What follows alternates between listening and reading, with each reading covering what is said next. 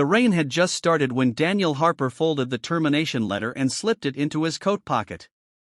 Fired. Just like that. No apology, no warning, only the cold, practiced words of a manager who couldn't meet his eyes. Daniel stepped out of the hospital service entrance and into the gray evening, the weight of the day pressing on his chest harder than the damp air. He began the long walk home, unaware that before the night ended, 2 helicopters would tear the sky apart, and strangers would be shouting a question that would change his life forever: "Where's the doctor?" Daniel hadn't always been a janitor at St. Matthew's Medical Center.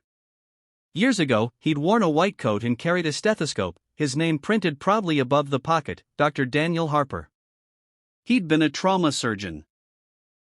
Steady hands, calm voice, the kind of doctor families prayed for when the doors burst open and everything was on the line.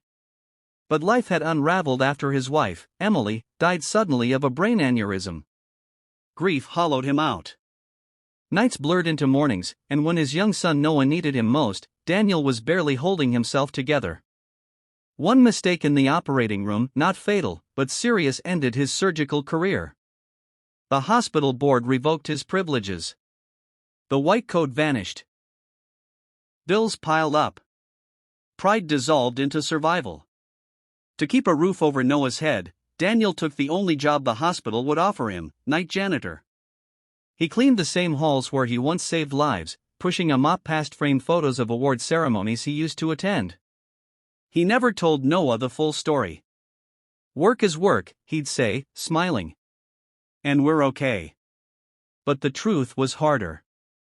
The hospital had been cutting costs, and that afternoon, Daniel was called in and let go. "Nothing personal," they said. "Budget." The irony burned. He'd once brought millions in grants and prestige to the place. Daniel walked the familiar route home, past shuttered shops and flickering streetlights. Daniel froze. His name echoed across the park, surreal and impossible. He took a step back, heart racing. This had to be a mistake.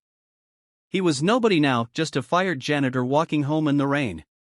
But the shouts continued. "We need Dr. Harper now." A woman nearby pointed at him. "That's him," she said uncertainly. I think that's Daniel." The team rushed toward him. A man with a medic's patch grabbed Daniel's shoulders. "Dr. Harper, thank God. We've been looking everywhere." "I'm not," Daniel started, then stopped. Old instincts surged, muscle memory waking up. "What's happened?" "Multiple vehicle crash on the highway," the medic said. "A bus carrying a church youth group. Dozens injured. Our lead surgeon is down, and the nearest trauma center is overwhelmed. We were told you're the best there is." Daniel's chest tightened. "I don't have privileges. I don't have my license reinstated." The medic met his eyes. "We have emergency authorization." "Lives are bleeding out, sir."